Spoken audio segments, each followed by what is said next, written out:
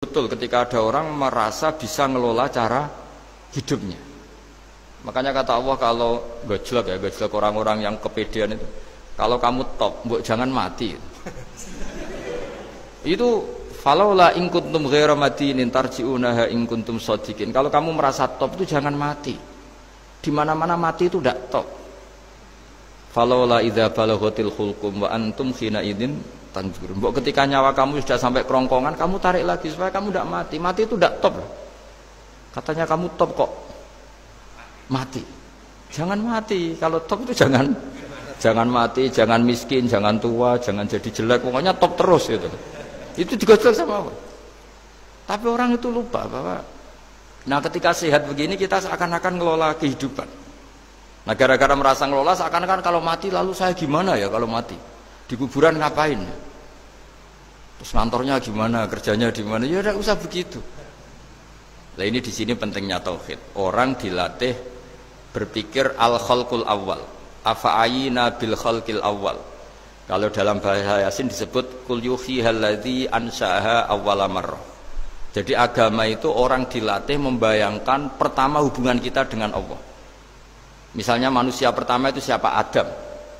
Adam bisa berpikir, bisa berlogika, bisa jalan-jalan, bisa macam-macam. Tapi andaikan Anda jadi Nabi Adam, mesti melihat kekuasaannya Allah itu begitu nyata. Karena saya materinya dari tanah, ternyata saya bisa berpikir. Betapa kudrohnya Allah, kekuasaan Allah tanah yang benda mati bisa berpikir.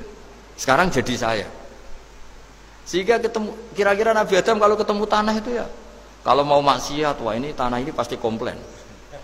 Nah di sini pentingnya beragama. Sehingga ketika Rasulullah ngendikan, jika kamu memperbanyak sholat, maka tanah-tanah ini bersaksi terhadap sholat kamu. Jika kamu maksiat, juga tanah-tanah ini menjadi saksi pemberat.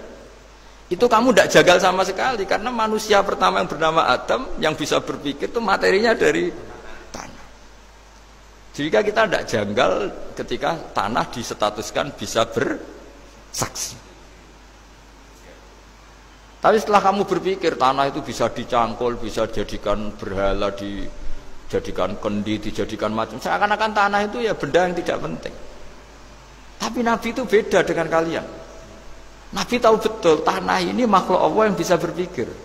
Sehingga Nabi yang ngedikan kalau kamu sholat sunat atau beribadah sebaiknya jangan di tempat yang sama, biar yang menyaksikan kamu sholat itu banyak.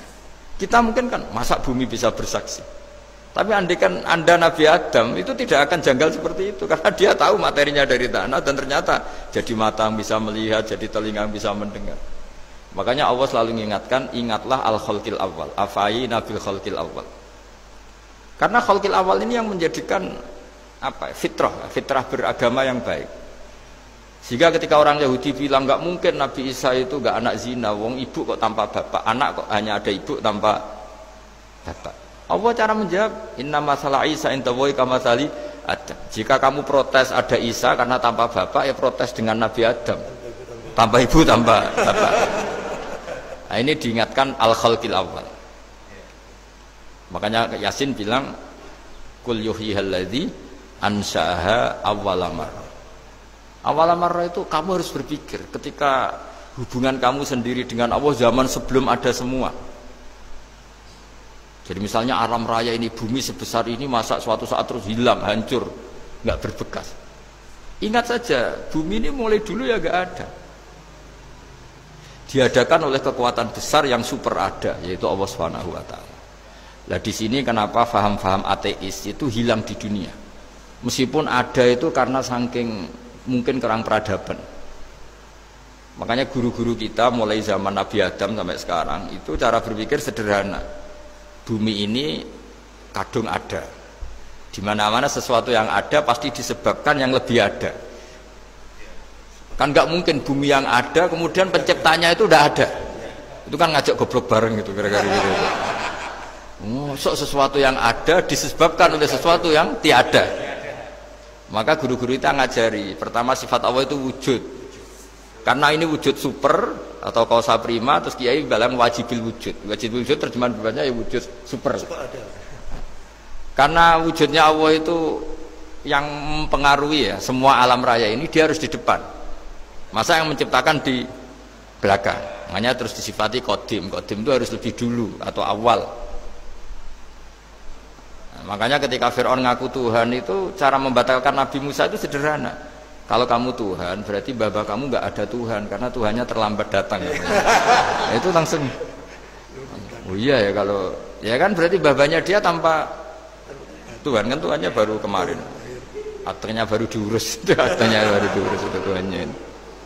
Makanya Fir'aun itu akhirnya Nabi Musa punya pengaruh besar di kalangan punggawa Fir'aun. Karena ketika debat terbuka itu punggawanya dengar. Akhirnya mereka iman sama Nabi Musa. Ini disebut wa qala rajulun mu'minun min ali fir'auna yaktumu imana. Banyak yang diam-diam ini iman karena logika Fir'aun jadi Tuhan itu nggak masuk akal. Yang benar adalah Tuhannya Nabi Musa. Nah orang-orang ini itu ya dibilang nggak loyal ya pokoknya dia iman. Dan dia juga yang ikut rapat. Besok Musa tangkap. Karena mereka sudah iman sama Musa terus sebelum eksekusi itu datang ini datang ke Musa. Tadi malam saya ikut rapat keputusannya Anda ditangkap mau dibunuh. Jangan lari saja dulu kan. Jadi kan nggak bisa disebut pengkhianatan kan ini orang baik. Jadi malamnya ikut rapat, besok Musa tangkap bunuh. Iya Nabi Musa paginya sebelum di itu Musa saya nanti malam ikut rapat dan keputusannya Anda ditangkap dibunuh. Kamu lari aja sekarang. Nah kenapa iman? Karena logika yang dibangun Nabi Musa. Makanya ciri utama kebenaran itu bal naqdhifu bil haqqi 'alal batil fayadmaghuhu fa idza huwa zahid. Kebenaran sejati itu boleh diuji di mana saja. Dan Anda tidak usah khawatir kebenaran sejati itu kalah, pasti menang. Kalau kebenaran itu kebenaran sejati pasti menang. Ya, di sini terus ada ulama-ulama kayak banyak lah termasuk di Indonesia kayak Pak Quraisy Shihab kayak yang nyaman saja anak-anaknya di luar negeri karena merasa kebenaran sejati itu tidak akan kalah.